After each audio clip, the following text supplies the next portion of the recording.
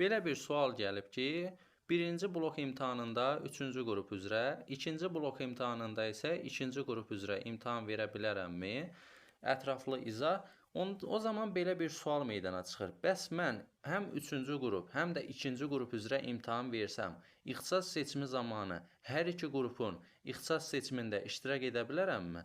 Ətraflı bu videoda bu sual çox sayda gəlir, həm WhatsApp-dan, həm digər platformalardan. Ona görə platformalarda paylaşıram ki, hər kəsin məlumatı olsun. Bu videonu bəyənməyi və kanalımıza abunə olmağı unutmayaq ki, hər kəsin qarşısına mümkün qədər çıxsın.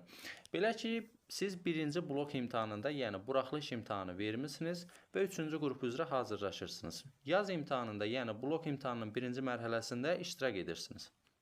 3-cü qrup üzrə qeydiyyatdan keçirsiniz, verdiniz imtahan və istədiyiniz nəticəni əldə edə bilmədiniz. O zaman ikinci blok imtahanında isə siz 2-ci qrup üzrə imtahan vermək istəyirsiniz. Qeydiyyatdan keçirsiniz, hansı ki qeydiyyatdan keçən zaman əlavə rüsum ödeyirsiniz. Çünki siz artıq əlavə imtahanda iştirak edirsiniz. Yəni bu könüllü olan bir imtahandır. Bunun üçün rüsum ödeyirsiniz, qeydiyyatdan keçirsiniz və 2-ci qrupdan da imtahan verirsiniz. Bununla siz həm 3-cü qrupdan, həm də 2-ci qrupdan imtahan vermiş olursunuz. Və ixtisas seçimi zamanı da əgər hər iki qrupun müsabiqə şərtini ödəyirsinizsə, müsabiqə şərti nədir? Yəni o qrupların belə deyək də bal limitlərini ödəyirsinizsə, yəni səhifədə mən bu haqqda məlumat vermişəm.